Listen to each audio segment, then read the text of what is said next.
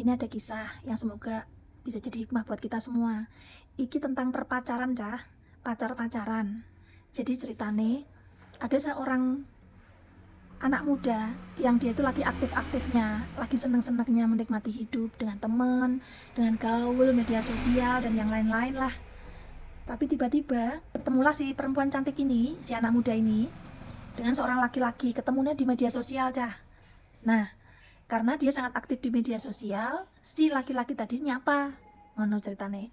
Nah, pas waktu nyapa, mereka sering interaksi di media sosial, akhirnya ketemulah mereka di dunia nyata. Ternyata dua-duanya ini saling suka. Dan setelah acara saling suka itu diteruskanlah dengan pacaran, ceritanya gitu. Nah, masalahnya si cewek ini gak nyaring dulu. Dia itu gak kasih saringan dulu. Nih laki bener baik atau enggak. Akhirnya mereka berdua pacaran lah. Setelah hubungan 2-3 bulan, ternyata terjadilah sesuatu. Mereka sempat deket. Adalah ya beberapa foto untuk mengabadikan. Nah, fotonya ini agak kayak gitulah ya. Tambah lama durasi hubungannya. Akhirnya apa? Yang perempuan ini akhirnya ngerti sejatinya laki-laki ini akhlaknya seperti apa. Dari situ akhirnya dia nggak nahan, entah dia bosen, entah dia nggak suka atau apa, putuslah mereka.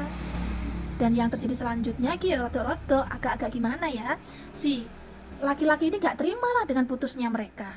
Akhirnya si laki-laki ini ngirimkan sihir untuk si perempuan. Tahu nggak sihirnya itu berupa apa? Jadi selama hampir 3-4 minggu si perempuan ini hampir-hampir nggak bisa tidur, kenceng terus kepalanya. Ditambah lagi karena melihat keadaan si perempuan ini kok gak ambruk, kok masih tetap baik-baik saja dan gak seperti yang diharapkan, ternyata maksudnya sihir itu gak bekerja seperti yang diharapkan. Akhirnya apa yang terjadi? Si laki-laki ini nekat menyebar foto kebersamaan mereka yang ya agak begitu-begitulah ya, ngerti lah ya maksudnya lah ya. Nah, akhirnya viral lah si perempuan ini. Otomatis dengan akunnya dia, akun media sosial dia yang benar-benar waktu itu dia sudah terkenal itu, ditutup, Cah. Padahal lewat platform itu dia bisa kerja, dia bisa kenal banyak orang, aktivitasnya di situ, kehidupannya sudah banyak di situ, teman-temannya juga ada di situ, otomatis langsung tutup. Kenapa? Ya malu lah. Dan gak cuma sekedar dia, keluarganya pun juga akhirnya ikut panik kan, karena nggak nyangka kalau anak perempuannya akan berbuat seperti itu. Dan si laki-laki ini yang sebenarnya juga sudah kenal beberapa kali dengan keluarga si perempuan, nggak disangka juga kalau dia akan berbuat senekat itu. Nah, tapi yo piye, wong semuanya wis kadung sudah terlanjur. Ya akhirnya semuanya jadi tangisan.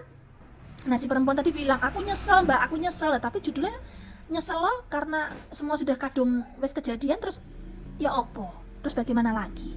Ya sudah, ini pelajaran buat cewek-cewek cantik di luar sana ya.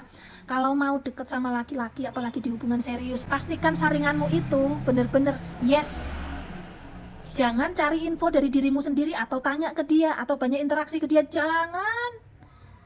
Cari info justru dari orang-orang terdekatnya yang mungkin dia nggak tahu, karena itu akan menggambarkan sejatinya dia. Begitu, Bu.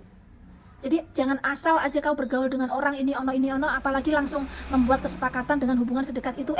Kau gak tahu ini orang bagaimana. Kasarannya kamu ketemu dia tinggal nemu. Ini orang backgroundnya bagaimana dan apa yang akan terjadi ke depannya, kau gak tahu. Jadi kalau berpikir harus yang panjang, sayangku. Kalau sudah seperti ini akan jadi sejarah hidupmu yang akan kamu bawa seumur hidup, yang akhirnya gak akan bisa dihapus.